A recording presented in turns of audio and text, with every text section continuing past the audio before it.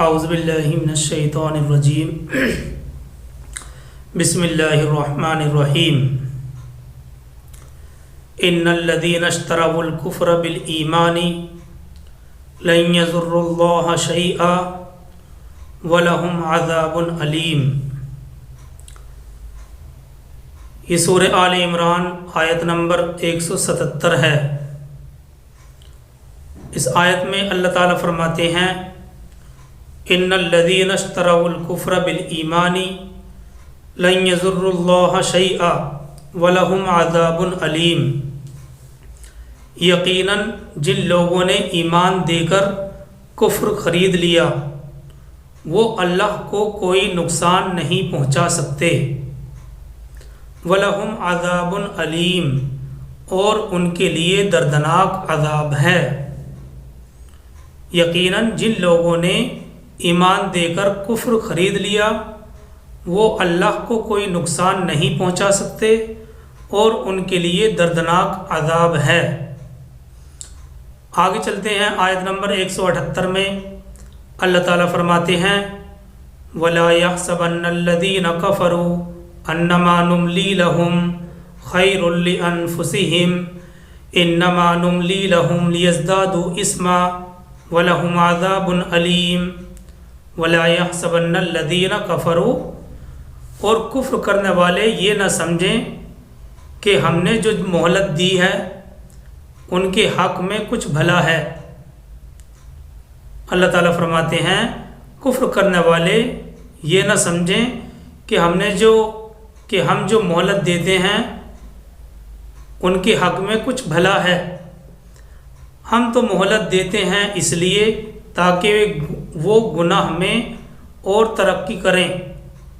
انما نملی لہم لیزدادوا اثما، اللہ تعالیٰ فرماتے ہیں ہم تو مہلت دیتے ہیں اس لیے تاکہ وہ گناہ میں اور ترقی کریں، اور ان کے لیے وَلَهُمْ عَذَابٌ مُّہِینٌ، اور ان کے لیے رسوا کرنے والا عذاب ہے۔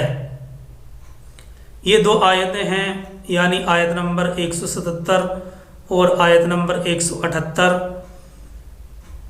ان آیتوں کے معارف اور مسائل یہ ہیں کہ کفار کے عیش و عشرت بھی حقیقت میں عذاب الہی کی تکمیل ہے۔ کفار کی عیش و عشرت بھی حقیقت میں عذاب الہی کی تکمیل ہے۔ جو لوگ اللہ کا انکار کرتے ہیں اور گناہ کرتے ہیں اور دنیاوی لحاظ سے ترقی کرتے ہیں ان کے لیے یہ ترقی بھی حقیقت میں عذاب الہی کی تکمیل ہے۔ دیکھیے یہاں پر یہ شبہ نہیں ہونا چاہیے کہ جب اللہ تعالیٰ نے کفر کرنے والوں کو مہلت اور عیش و عشرت کے سامان اس لیے دیے ہیں تاکہ وہ اپنے جرم میں اور بڑھتے چلے جائیں، تو پھر کفر کرنے والے بے قصور ہوئے۔ یہاں پر کسی کو یہ شبہ نہیں ہونا چاہیے کہ جب اللہ تعالیٰ نے کفر کرنے والوں کو مہلت اور عیش و عشرت کے سامان اس لیے دیے ہیں تاکہ وہ اپنے جرم میں اور بڑھتے چلے جائیں، تو پھر کفر کرنے والے بے قصور ہوئے۔ یہ شبہ نہیں کرنا چاہیے۔ کیونکہ آیت کا مقصد یہ ہے کہ کفر کرنے والوں کی اس چند روزہ مہلت اور عیش و عشرت سے ایمان والے پریشان نہ ہوں، کیونکہ کفر اور گناہوں کے باوجود ان کو دنیاوی طاقت اور عیش و عشرت بھی حقیقت میں عذاب الہی کی ایک صورت ہے جس کا احساس آج نہیں اس دنیا سے جانے کے بعد ہوگا۔ یہ دنیا کا سامان اور راحت جو انہوں نے گناہوں میں خرچ کیا وہ اصل میں جہنم کے انگارے ہیں۔ تو آیت کا جو مقصد ہے ہمیں شبہ نہیں کرنا چاہیے، مقصد پر غور کرنا چاہیے، کیونکہ آیت کے نازل ہونے کا مقصد یہ ہے کہ کفر کرنے والوں کی اس چند روزہ مہلت اور عیش و عشرت سے ایمان والے پریشان نہ ہوں، کیونکہ کفر اور گناہوں کے باوجود ان کو دنیاوی طاقت اور عیش و عشرت بھی حقیقت میں عذاب الہی کی ایک صورت ہے جس کا احساس آج نہیں اس دنیا سے جانے کے بعد ہوگا، کہ دنیا کا سامان و راحت جو انہوں نے گناہوں میں خرچ کیا وہ اصل میں جہنم کے انگارے ہیں۔ اب آیت کا یہ مطلب بنتا ہے کہ کفر کرنے والوں کو اللہ کی طرف سے مہلت اس لیے ملتی ہے تاکہ وہ اپنے کفر میں اور زیادہ بڑھ جائیں اور اپنے آپ کو برے سے برے عذاب کا مستحق بنا لیں۔ تو یہ خلاصہ ہے آیت نمبر 178 کا۔ اللہ تعالیٰ فرماتے ہیں وَلَا يَحْسَبَنَّ الَّذِينَ كَفَرُوا أَنَّمَا نُمْلِي لَهُمْ لِيَزْدَادُوا خَيْرٌ لِأَنفُسِهِمْ إِنَّمَا نُمْلِي لَهُمْ لِيَزْدَادُوا إِثْمًا وَلَهُمْ عَذَابٌ أَلِيمٌ۔ اللہ تعالیٰ فرماتے ہیں کفر کرنے والے یہ نہ سمجھیں کہ ہم جو ان کو مہلت دیتے ہیں ان کے حق میں کچھ بھلا ہے، بلکہ ہم تو مہلت دیتے ہیں تاکہ وہ گناہ میں اور ترقی کریں اور ان کے لیے رسوا کرنے والا عذاب ہے۔ تو یہ وضاحت ہے آیت نمبر 178 کی۔ آگے چلتے ہیں آیت نمبر 179 کی طرف۔ اللہ تعالیٰ فرماتے ہیں ما کان اللہ لیذر المؤمنین علی ما انتم علیہ حتی یمیز الخبیث من الطیب وما کان اللہ لیطلعکم علی الغیب ولکن اللہ یجتبی من رسلہ من یشاء فآمنوا باللہ ورسلہ وَإِن تُؤْمِنُوا وَتَتَّقُوا فَلَكُمْ أَجْرٌ عَظِيمٌ۔ اللہ تعالیٰ فرماتے ہیں اس آیت میں یعنی آیت نمبر 179 میں ما کان اللہ لیذر المؤمنین علی ما انتم علیہ، اللہ وہ نہیں ہے کہ چھوڑ دے ایمان والوں کو اس حالت پر جس پر تم ہو جب تک کہ الگ نہ کر دے ناپاک کو پاک سے۔ اور آگے فرماتے ہیں وما کان اللہ لیطلعکم علی الغیب، اور اللہ کے لیے یہ بھی مناسب نہیں ہے کہ تم کو خبر دے غیب کی، لیکن اللہ منتخب کر لیتا ہے ولکن اللہ یجتبی من رسلہ من یشاء، لیکن اللہ تعالیٰ منتخب کر لیتا ہے اپنے رسولوں میں سے جس کو چاہے۔ فآمنوا باللہ ورسلہ، تو تم ایمان لاؤ اللہ پر اور اس کے رسولوں پر، اور اگر تم ایمان لے آؤ اور پرہیزگاری اختیار کرو تو تم کو بڑا ثواب ملے گا، تو تمہارے لیے بڑا ثواب ہے، بڑا اجر ہے۔ اللہ وہ نہیں ہے کہ چھوڑ دے ایمان والوں کو اس حالت پر جس پر تم ہو جب تک کہ الگ نہ کر دے ناپاک کو پاک سے، اور اللہ کے لیے یہ مناسب نہیں ہے کہ تم کو خبر دے غیب کی، لیکن اللہ منتخب کر لیتا ہے اپنے رسولوں میں سے جس کو چاہے۔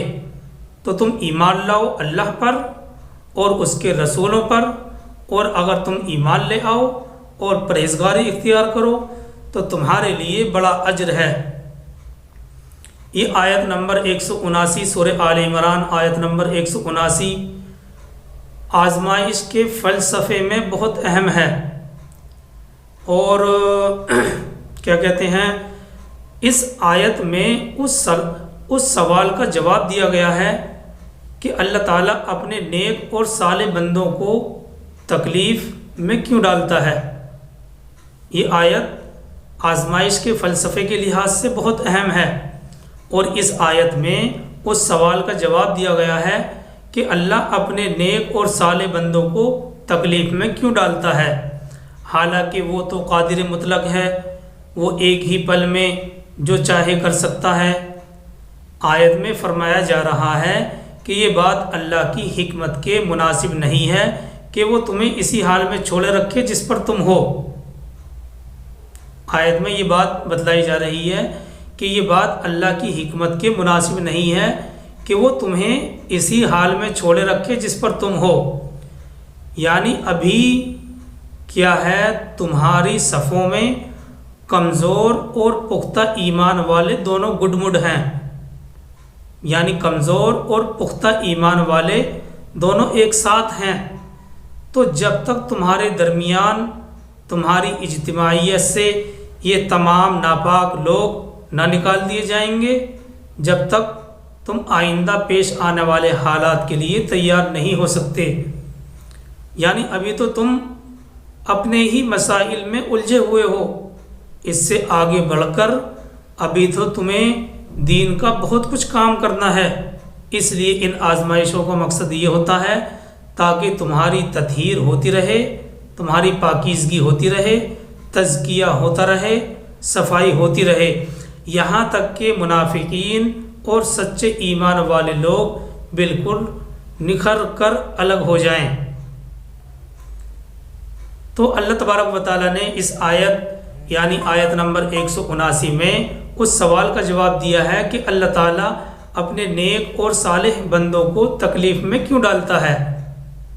یہ بات سمجھنے کی ہے کہ اللہ تو قادر مطلق ہے، جب ایک نیک بندہ ہے اور اللہ کی عبادت میں مشغول رہتا ہے، کوئی کام شریعت کے خلاف نہیں کرتا ہے، تو اس کے اوپر پریشانی کا آنا ایک دم ذہن کو منتشر کر دیتا ہے۔ تو اللہ تعالیٰ اپنے نیک اور صالح بندوں کو تکلیف میں کیوں ڈالتا ہے؟ وہ تو قادر مطلق ہے، وہ ایک ہی پل میں جو چاہے کر سکتا ہے۔ یہ بات اللہ کی حکمت کے مناسب نہیں ہے کہ وہ تمہیں اسی حال میں چھوڑے رکھے جس پر تم ہو۔ مطلب یہ ہے کہ ابھی تو تمہاری صفوں میں کمزور اور پختہ ایمان والے دونوں ایک ساتھ ہیں، تو جب تک تمہارے درمیان اور تمہاری اجتماعیت سے یہ تمام ناپاک لوگ نہ نکال دیے جائیں گے، جب تک تم آئندہ پیش آنے والے حالات کے لیے تیار نہیں ہو سکتے۔ یعنی ابھی تو تم اپنے ہی مسائل میں الجھے ہوئے ہو، اس سے آگے بڑھ کر ابھی تو تمہیں دین کا بہت کچھ کام کرنا ہے۔ اس لیے ان آزمائشوں کا مقصد اللہ کی طرف سے یہ ہوتا ہے تاکہ تمہاری تطہیر ہو جائے، تزکیہ ہو جائے، صفائی ہوتی رہے، یہاں تک کہ منافقین اور سچے ایمان والے بالکل نکھر کر الگ ہو جائیں۔ اور اسی آیت کا اگلا جملہ ہے، اللہ تعالیٰ فرماتے ہیں وَمَا كَانَ اللَّهُ لِيُطْلِعَكُمْ عَلَى الْغَيْبِ وَلَكِنَّ اللَّهَ يَجْتَبِي مِن رُّسُلِهِ مَن يَشَاءُ فَآمِنُوا بِاللَّهِ وَرُسُلِهِ وَإِن تُؤْمِنُوا وَتَتَّقُوا فَلَكُمْ أَجْرٌ عَظِيمٌ۔ اور اسی آیت کا دوسرا جملہ ہے وَمَا كَانَ اللَّهُ لِيُطْلِعَكُمْ عَلَى الْغَيْبِ، یعنی اللہ کا یہ بھی طریقہ نہیں ہے کہ تمہیں غیب کی خبریں بتلا دے، لیکن اس کام کے لیے اللہ تعالیٰ منتخب کر لیتا ہے اپنے رسولوں میں سے جس کو چاہے، یعنی وہ اپنے رسولوں میں سے جس کو چاہے غیب کے حالات، غیب کی خبریں بھی بتلا دیتا ہے۔ رسولوں کو غیب اپنے آپ معلوم نہیں ہوتا بلکہ اللہ کے بتانے سے معلوم ہوتا ہے۔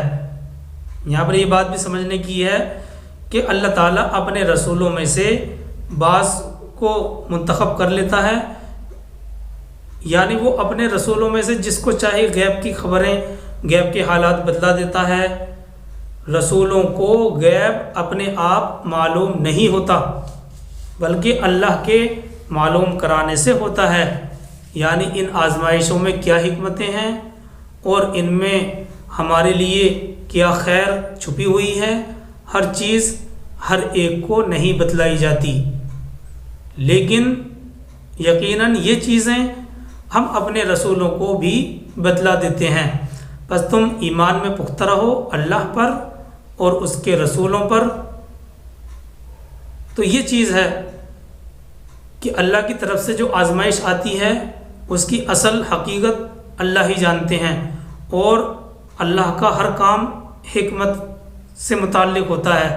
اس کے اندر کیا حکمت ہوتی ہے، ہمارے لیے کیا خیر چھپی ہوئی ہوتی ہے، وہ ہر شخص کو نہیں بتلائی جاتی، لیکن یہ سب چیزیں ہم اپنے رسولوں کو بتلا دیتے ہیں۔ بس ہمارا کام ہے ایمان میں پختہ رکھنا، ایمان کو پختہ رکھنا اللہ پر اور اس کے رسولوں پر۔ اور ایک چیز اس آیت یعنی آیت نمبر 179 سے آیت نمبر 179 کے معارف اور مسائل سے یہ سمجھ میں آتی ہے کہ اللہ کی طرف سے مومن اور منافق میں امتیاز وحی کے بجائے عملی طور پر کیا جاتا ہے۔ یہ بات سمجھنے کی بھی ہے کہ اللہ کی طرف سے مومن اور منافق میں امتیاز، یعنی مومن اور منافق کو الگ الگ کرنا وحی کے بجائے عملی طور پر کیا جاتا ہے، اور اس میں بھی اللہ کی طرف سے ایک حکمت ہوتی ہے۔ یعنی دیکھیے اس آیت میں یہ ارشاد ہے کہ مومن مخلص اور منافق میں امتیاز کے لیے اللہ سبحانہ و تعالی ایسے حالات اور واقعات پیدا فرما دیتے ہیں جن سے عملی طور پر منافقین کا نفاق کھل جاتا ہے اور پتہ چل جاتا ہے کہ ان کے اندر نفاق چھپا ہوا ہے۔ تو اللہ تبارک و تعالیٰ اس کے لیے وحی نازل نہیں فرماتے ہیں، بلکہ مومن مخلص اور منافق میں امتیاز کے لیے اللہ سبحانہ و تعالی ایسے حالات اور واقعات پیدا فرما دیتے ہیں جن سے عملی طور پر منافقین کا نفاق کھل جاتا ہے۔ اور یہ امتیاز اگرچہ اس طرح بھی کیا جا سکتا تھا کہ وحی نازل فرما دی جاتی اور منافقین کے نام متعین کر کے بتلا دیے جاتے، جیسا کہ نبی صلی اللہ علیہ وسلم کو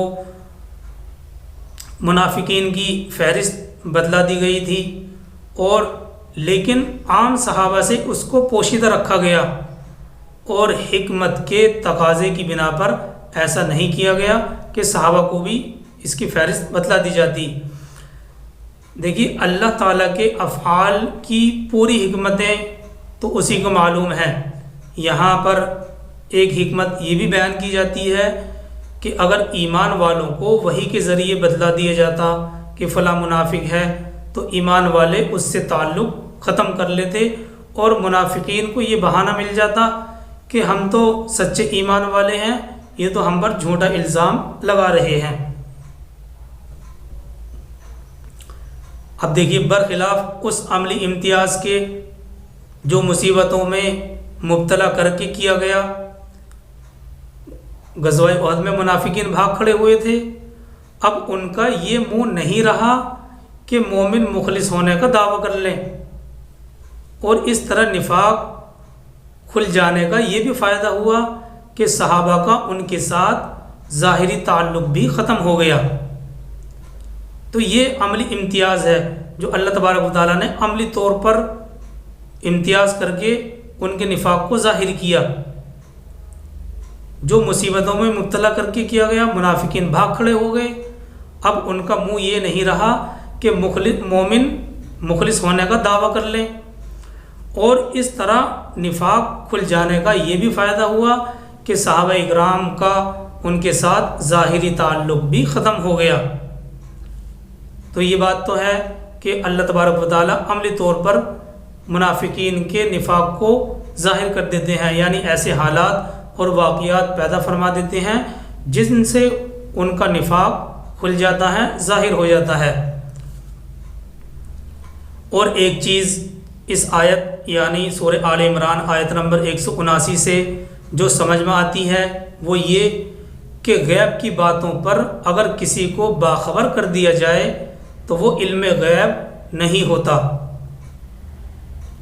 دوسری بات جو سمجھ میں آ رہی ہے کہ غیب کی باتوں پر اگر کسی کو باخبر کر دیا جائے تو وہ علم غیب نہیں ہوتا، یعنی کسی بھی انسان کو یہ شبہ نہیں کرنا چاہیے کہ پھر تو انبیاء بھی علم غیب کے شریک ہو گئے اور عالم الغیب ہو گئے، اس طرح کا شبہ نہ کیا جائے، کیونکہ علم غیب اللہ سبحانہ و تعالیٰ کے ساتھ خاص ہے۔ کسی مخلوق کو اس کے ساتھ شریک قرار دینا یہ شرک ہے۔ دیکھیے علم غیب کے لیے دو چیزوں کا پایا جانا شرط ہے۔ علم غیب کے لیے دو چیزوں کا پایا جانا شرط ہے۔ معارف القرآن میں دو شرط لکھی ہیں۔ ایک شرط یہ ہے کہ وہ ذاتی علم ہو، یعنی کسی دوسرے کا دیا ہوا نہ ہو۔ ذاتی علم ہونے کا مطلب یہ ہے کہ وہ اس کا جو علم ہے وہ ذاتی ہے، اپنے پاس سے ہے، وہ علم کسی کا دیا ہوا نہیں ہے۔ دوسری شرط عالم الغیب ہونے کے لیے یہ ہے کہ تمام کائنات ماضی، حال، مستقبل یعنی گزرا ہوا جو اب چل رہا ہے اور آئندہ آنے والا، ماضی، حال، مستقبل کا علم محیط ہو، یعنی اس کا علم ماضی، حال، مستقبل کو گھیرے ہوئے ہو. یعنی آسان الفاظ میں یہ بھی کہہ سکتے ہیں جس سے کسی ذرے کا علم بھی مخفی اور پوشیدہ نہ ہو، اور یہ علم صرف اور صرف اللہ سبحانہ و تعالیٰ کے ساتھ خاص ہے. اللہ سبحانہ و تعالیٰ خود وحی کے ذریعے اپنے انبیاء کو جو غیب کے امور بتلا دیتے ہیں وہ حقیقت کے اعتبار سے علم غیب نہیں ہے، بلکہ وہ تو غیب کی خبریں ہیں جو انبیاء کو دی جاتی ہیں، اور وہی خبروں کے بارے میں پتہ ہوتا ہے جن کو اللہ تبارک و تعالیٰ خود دیتے ہیں. تو اس کو علم غیب نہیں کہا جا سکتا، بلکہ وہ تو غیب کی خبریں ہیں جو اللہ تبارک و تعالیٰ نے وحی کے ذریعے سے ان کو دے دی ہیں. اور اس کی تائید قرآن نے خود کئی جگہوں پر کی ہے، پیچھے گزر چکا ہے، پارہ نمبر 3 میں گزر چکا ہے. ذالک من انباء الغیب نوحیہ الیک وما کنت لدیہم اذ یختصمون، کہ جو انبیاء کو